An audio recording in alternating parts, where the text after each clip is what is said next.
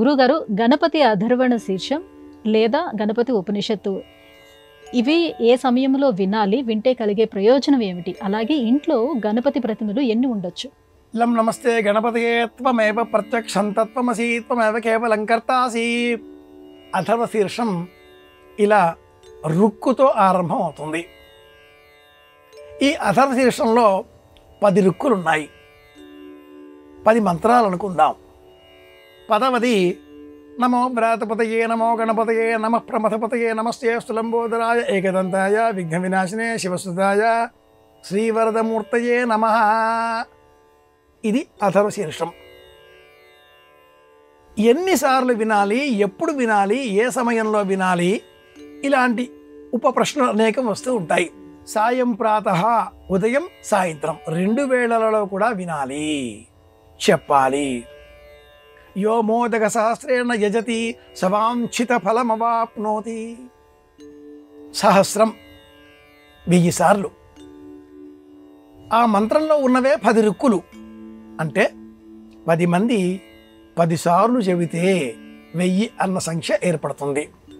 ఆ సహస్రాత్ పంక్తిం పునంతి తే సోమం ప్రాప్నువంతి. వేద ప్రమాణం కనుక యో మోదక సహస్రేణ యజతి లేదా యో లాజేరి యజతి ఇలాంటి అనేక రూపాలలో సహస్రం అన్న సంఖ్య చెప్పబడి ఉంది.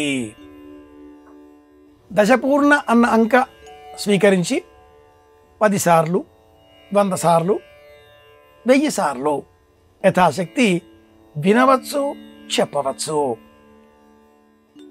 సాయం ప్రాతః, ఉదయం వేళ, అలాగే సూర్యాస్తమయ సమయంలో, సూర్యోదయం, సూర్యాస్తమయం ఈ సమయాలలో అథర్వ శీర్షం విన్నట్లయితే సవాంఛిత ఫలమవాప్నోతి.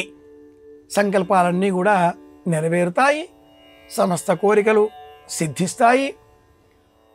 మనపూర్వకంగా వింటే కూడా అంత ప్రయోజనం చేకూరుతుంది. నిజానికి అనడం కంటే వినడమే ఎక్కువ ప్రయోజనం మంత్ర విభాగంలో. అనే సమయంలో స్వరం పైన మన లక్షణం మనస్సు ఏకాగ్రతతో ఉంటుంది. ఆపమాప మపస్సర్వ ఆహ అస్మాదస్మాదితో ముతః. స్వరం చెప్పే సమయంలో ఉదాత్తానంద స్వరిత పృథములలో మన మనస్సు కొట్టుమిట్టాడుతూ ఉంటుంది. నానాలింగద్వాదృతూనాం నానా సూర్యత్వం అష్టౌతు వ్యవసిత ఇది సూర్యమండలాన్యష్టాత ఊర్ధ్వం ఇందులో ఉంటుంది. అదే వింటుంటే వినే సమయంలో అనలేం, అనే సమయంలో వినలేం.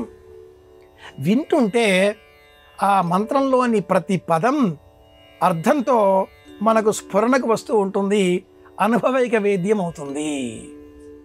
గణపతి అథర్వ శీర్షాన్ని ఉదయం సాయంత్రం 2 వేళలలో నవరాత్రులలోనైనా ఉదయం ఒకసారి సాయంత్రం ఒకసారి అయినా వినే ప్రయత్నం చేస్తే మనస్సుకు ప్రశాంతత చేకూరుతుంది, మనకు సంకల్ప సిద్ధి లభిస్తుంది.